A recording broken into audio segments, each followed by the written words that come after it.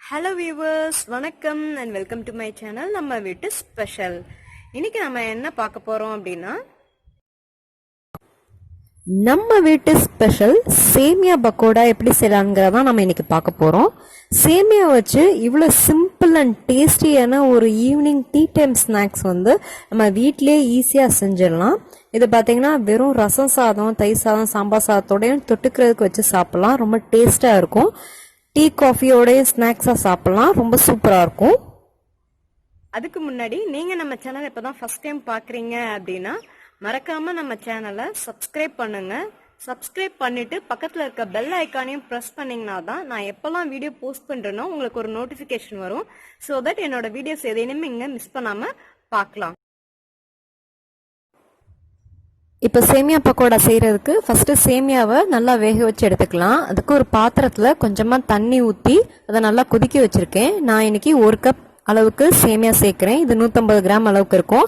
இது ஏற்கனவே வறுத்த சேமியா தான். இப்பெல்லாம் வறுத்த சேமியா பேக்கெட்லேயே கிடைக்குது. அப்படி வறுத்த சேமியா உங்களுக்கு கிடைக்கலன்னா சேமியா வாங்கி வெறும் பாத்திரத்துல சும்மா ட்ரையா வறுத்தீங்கன்னா போதும். அந்த சேமியாவை இந்த நல்லா கொதிக்கிற தண்ணியில சேர்த்துக்கோங்க. அது கூட அந்த சேமியாவுக்கு தேவையான அளவுக்கு உப்பு சேர்த்துக்கோங்க.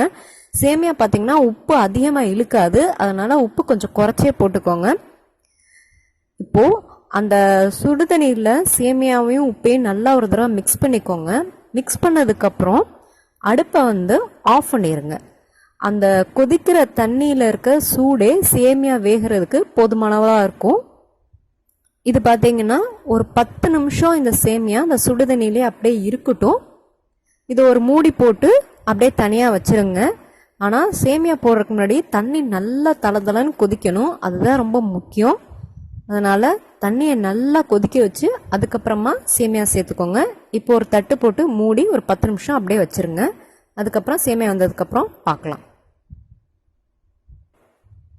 இப்போ ஒரு மிக்சிங் பவுலில் ஒரு மீடியம் சைஸ் உருளைக்கிழங்க நான் ஏற்கனவே குக்கரில் வேக வச்சு தோல் உரிச்சு எடுத்திருக்கேன். அதை நல்லா மசிச்சு இந்த மாதிரி எடுத்து வச்சிருக்கேன்.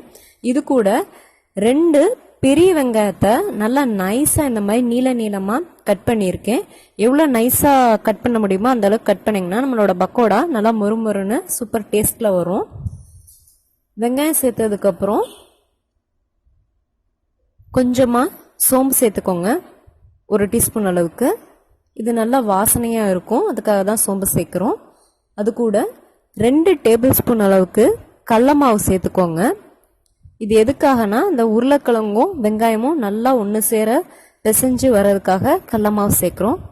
ஒரு 2 டேபிள் ஸ்பூன் அளவுக்கு அரிசி மாவு சேர்த்துக்கோங்க. இந்த அரிசி மாவு தான் நம்மளோட பக்கோடாக்கு அந்த மொறுமொறுப்பு தன்மையை தரும். இந்த மாவெல்லாம் சேர்த்ததுக்கப்புறம் ஒரு 2 கொத்து கருவேப்பிலையை இந்த மாதிரி பொடியாக கட் பண்ணி சேர்த்துக்கோங்க. உங்களுக்கு காரம் பிடிக்கும் அப்படின்னா நீங்கள் பச்சை மிளகா கூட சேர்த்துக்கலாம். இது கூட கொஞ்சமாக பெருங்காயத்தூள் சேர்த்துருக்கேன். நான் குழந்தைங்களுக்கு கொடுக்கறனால பச்சை மிளகா சேர்க்கலை. இப்போது ஒரு 1/2 டீஸ்பூன் அளவுக்கு மஞ்சத்தூள் சேர்த்துருக்கேன். அதுக்கப்புறம் உங்களுக்கு எவ்வளோ டேஸ்ட்டுக்கு உப்பு தேவைப்படுதோ அந்த அளவுக்கு சேர்த்துக்கோங்க. ஆல்ரெடி சேமியாலையும் உப்பு போட்டிருக்கோம். இப்போ மாவுக்கும் வெங்காயத்துக்கு மட்டும்தான் உப்பு சேர்க்குறோம், அதனால பார்த்து சேர்த்துக்கோங்க. உங்கள் காரத்துக்கு தேவையான அளவுக்கு மிளகாய்த்தூள் சேர்த்துக்கோங்க. உங்களுக்கு வேணும்னா மிளகுத்தூள் கூட சேர்த்துக்கலாம், அது ஆப்ஷனல் தான். இப்போ நம்ம தண்ணியில் ஊற வச்சிருந்தோம்ல சுடுதண்ணியில், அந்த சேமியாவை ஒரு வடிகட்டியில் போட்டு நல்லா தண்ணி ஒரு சொட்டு கூட இல்லாமல் நல்லா வடிச்சு எடுத்திருக்கேன். இப்போ பார்த்தீங்கன்னா நல்லா சேமியா உதிரி உதிரியாக இருக்கும். இது 10 நிமிஷம் தண்ணிக்குள்ளே இருந்தால் போதும், அதுக்கு மேலே தேவையில்லை. இப்போ இந்த வெந்த சேமியா பார்த்தீங்கன்னா நம்ம மசாலாவோட சேர்த்து நல்லா மிக்ஸ் பண்ணிக்கோங்க. சேமியா நல்லா சூடாக இருக்கும், அதனால் ஸ்பூனை வச்சு ஃபஸ்ட்டு மிக்ஸ் பண்ணிக்கோங்க. சேமியா சூடு ஓரளவுக்கு கை பிடிக்கிற அளவுக்கு சூடு கொஞ்சம் கம்மியானதுக்கப்புறம் நம்ம எப்பவும் போல் கையில் பிசைஞ்சுக்கோங்க. சேமியாவுக்கு தண்ணி அளவு பார்த்தீங்கன்னா நீங்கள் எவ்வளோ சேமியா எடுக்கிறீங்களோ அது மூழ்கிற அளவுக்கு தண்ணி ஊற்றி நீங்கள் வேக வச்சா போதும். அதுதான் சேமியாவுக்கு தண்ணியோட கணக்கு. இப்போ நான் அந்த வெங்காயத்தை நல்லா பெசரி பக்கோடா பதத்துக்கு கொண்டு வர போகிறேன். இப்போ பார்த்தீங்கன்னா நம்ம சேர்த்த மசாலா சேமியா எல்லாத்தையும் ஒன்றா பக்கோடா பதத்துக்கு நல்லா பிசைஞ்சு வச்சுட்டேன். இப்போ இதை எண்ணெயில் போட்டு பொரிச்சு எடுத்துடலாம். இப்போ ஒரு பாத்திரத்தில் பக்கோடா பொரிக்கிறதுக்கு தேவையான அளவுக்கு எண்ணெய் ஊற்றிருக்கேன். எண்ணெய் சூடானதுக்கப்புறம் பக்கோடாவை கொஞ்சம் கொஞ்சமாக எடுத்து எண்ணெயில் போட்டு பொரிச்சு எடுக்கிறேன். இது பார்த்தீங்கன்னா நம்ம வெங்காய பக்கோடா மாதிரி உதுத்து போட முடியாது. ஏன்னா சேமியாவில் இருக்க ஈரப்பதம் இருக்கிறனால இந்த மாதிரி கிள்ளி தான் போட முடியும். அதனால கொஞ்சம் குட்டி குட்டி பீஸாக போட்டிங்கன்னா நம்மளோட பக்கோடா சீக்கிரமாக வெந்துடும். சேமியா ஆல்ரெடி அதுலேயே ஈரப்பதம் இருக்கிறனால மாவோட நல்லா பிசைறதுக்கு ஈஸியாக இருக்கும்.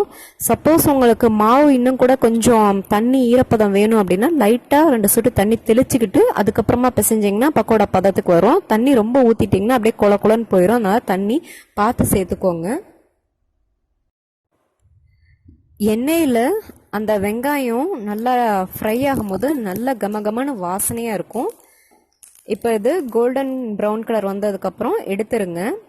சேமியாலாம் எண்ணெயில் பொரியும் போது நல்ல மொறு மொறுன்னு நம்மளோட பக்கோடா கிறிஸ்பியாக சூப்பர் டேஸ்ட்டாக வரும்.